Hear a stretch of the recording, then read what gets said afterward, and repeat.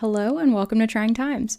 My name is Carmen, and whether you're new here or you're returning, I just want to say that I appreciate you and also that we're basically friends now. So, no pressure whatsoever there. Just know that you're very much appreciated here, and in sum, I just want to say that that's what this whole episode is about. Last year, I did an episode all about milestones and the ways in which we can feel this immense pressure on ourselves to perform in such a way that we're constantly knocking these milestones out of the park. And I think as great as that is, and maybe for some people still, it's something that I don't see being the main source of joy in my own life. At least not very much right now, I can say, as opposed to when I was maybe 20. So I think that was something I focused on a lot. And it's really easy to get into that mindset. And I think that's fine. In some ways, it's motivating and positive, and in other ways it can be negative and also shape the way you see yourself. So I think for myself, particularly around the time I was 20, I was not totally aware of how many milestones I was potentially setting up for myself in a very subtle way that maybe wasn't putting them in front of everything else. But eventually I came to the realization that some of these goals that I had been setting, in fact, I think a good chunk of them were really shaping the way that I saw myself, because I was focusing so heavily on the gratification that you generally feel after achieving something, which I think a lot of people do, but I was focusing on it so much that it lent itself into this pattern of, okay, done that, okay, did this, now the next thing. And I'm aware that that's how a lot of people operate, and it may work for them, but for me, it just was not that way. It really started to push this pressure onto me from literally myself that was along the lines of, if I don't do this by this age or by this part of this year, then I'm a total failure or a flop. And it's never that serious, honestly. It's never that serious. So yes, setting goals are wonderful. Yes, achieving them is even better. But when you're not actively even able to relish in that success or in that achievement, it means nothing. So for myself, in all honesty, I'm very much the type of person who will do something and be like, cool, okay, that's done. Now let me go do something 10 times better than that, and so forth. I think in some ways it's wonderful that I can see the progression that I want, or that I'm forward thinking, but those two things really began to overpower the ability to be present and to feel proud for me. So without feeling present and without feeling proud, I felt nothing. And that's such an awful place to be. So in the last few years, what I've tried to do is give myself that grace period with everything, as much as I can at least. And it's really hard to do. It's a lot easier said than done. But I've been trying to give myself this grace period to understand what I've done is special and was hard work. Maybe this is in a personal sense. Maybe it's in a career-based way. Either way, I'm learning to celebrate a lot more because that's something I never did properly. And I think I need to, and I think everybody should. So as I think about that, and as I reflect on that, I realize that there must be so many other people out there who deal with the same sort of thing too. Because obviously when you're thinking about something like this and you're feeling a certain way, it's very easy to feel alone. And that's why I wanted to do an episode on the subject of being your youngest self in the very present moment and knowing that you're not getting any younger. I think this type of thought can in some ways feel scary, which makes sense. Believe me, I get it. But for me, it also provides some sort of solace or comfort that I can do whatever I want because I'll never be younger than I am right now. Something that can come with this is feeling my best in this present moment, or trying to at least, because I cannot realistically predict how I'll feel tomorrow or next week or even in the next hour. But I know right now that I can feel okay and feel proud of myself for being where I am, no matter where that may be. So that is an exercise of sorts that I've been trying to get adjusted to. And I know that trying to feel your best can look different for everyone in any moment, really. So trying to do whatever it is that you can to ease that into your daily routine is really important. For me, that can look like meditating or just taking 5 minutes away from whatever it is that I'm doing to breathe and remind myself that things are good. Because I think it's really easy to get into a mind space where you're like, oh my God, this sucks. This isn't good. But taking that time out to be like, no, things are all right is actually so helpful. This accompanied, for me, at least I can say, a huge thing of staying in your own lane, or in my instance, I guess, staying in my own lane. So, in other words, it can be really easy to get tripped up and compare yourself to other people around you, and constantly too. But if you begin to break that cycle in whatever capacity that may be, you can begin to feel a bit more fulfillment in your own life and feel better within your own skin. And again, like the other thing I mentioned, I think it's very hard to do. And I'm totally aware that this is something that is much easier said than done. And I say that because I have to remind myself of that a lot too.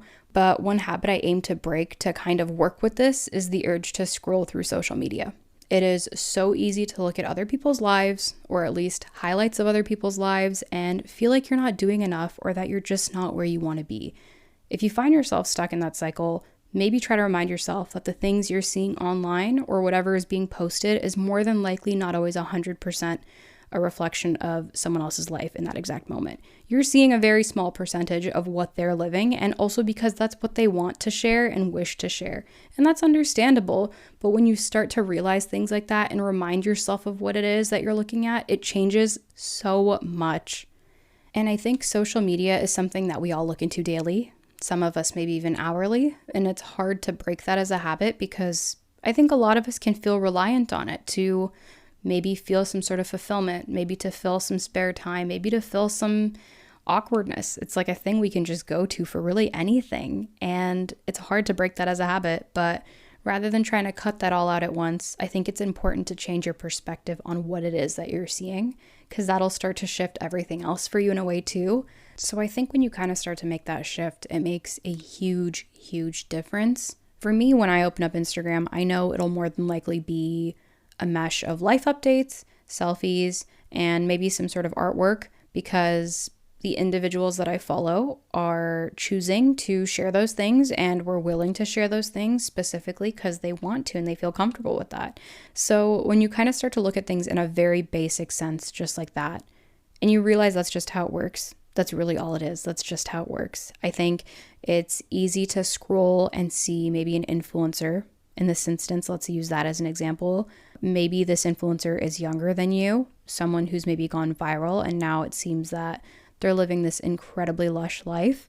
And they may be, but they may also be experiencing lush moments in their life and choose to share that over anything else. And there's nothing wrong with that at all. It's all about perspective. I think the last thing I want to point out, and probably the biggest thing, is the necessary moment in your life where you are able to recount why you're proud of yourself.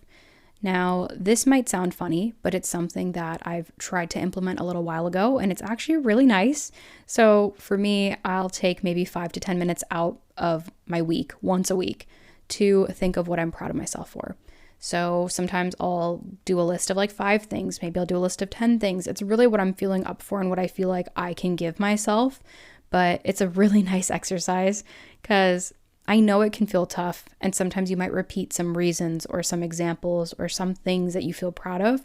But I do find in doing this exercise often, it helps you to learn more about yourself and the ways that you may be growing. So let's say today you spent the day working and maybe you were stationary all day. Maybe you wanted to get in some sort of movement to help yourself feel a little bit better.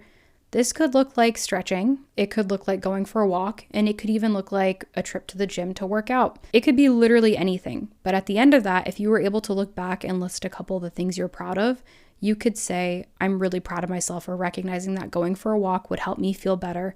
And furthermore, taking the time today to make sure I got some movement in and be able to feel better after that too. That's really cool and that's really special. It doesn't have to be that you did this huge thing every single time you've done something, because I think if you count all of the steps that you took to feeling better, that's a huge achievement in itself. So I really try to remember those things. And again, I know it's really hard. I'm not by any means saying that I remember these things all of the time, because it's not something that I feel like I can always apply instantly in every single situation in my life. And you might not be able to either. But I think that trying to grow to adopt this way of thinking and adopt some of these habits could really shift my overall perspective in life and kind of make that better, not for just myself, but even those around me, because it's a little bit more positive, it's a little bit more exciting, it's more inviting, it's more welcoming. And I think that's a really big bonus for really anybody. It's like a win-win situation. You can't really go wrong with that. I think before I wrap this episode up, I want to ask if you've ever thought of any of these things before. So if we look back on it now, knowing and marking your progress for yourself, also lessening comparison, at least through the sense of social media, and I know that's hard. And then the final thing of just making that note of your own progress and being proud of yourself as you deserve to and as you should. So I think before I wrap this all up, I do want to ask you if you've ever thought of any of these things before, but mainly I want to know if you've tried to remind yourself of your own progress recently and if you felt proud of yourself recently, because I really hope you do, and I really hope you have, because you deserve to. I know this episode is a lot more different than a lot of the other episodes I've done for this show because there's not a lot of humor necessarily in it, but I do feel like this is something that's really important to talk about, at least for me. And I feel like it should be discussed a little bit more because everyone deserves to feel good about themselves and to recognize their growth and to recognize their progress. So yeah, if you want to talk more about this episode with me, you can feel free to DM me on Instagram at the Trying Times Podcast, or you can click on the link in the description below and leave me a voicemail. That's a really cool thing that Anchor, which is the base for Trying Times, lets you do. So you can go ahead, click on that, hit record, and send me a voicemail, and I could feature that in an episode in the future if you want, or we could just chat. I think that'd be fun. So if you feel like chatting at all, let's talk. There's also other socials linked in the description below if you want to stay connected, and that's all for today. I really hope you've enjoyed this episode because I've personally enjoyed getting to talk about this with you, and I just want to thank you for being here, and I hope to hear from you. We'll chat again soon, okay? Bye.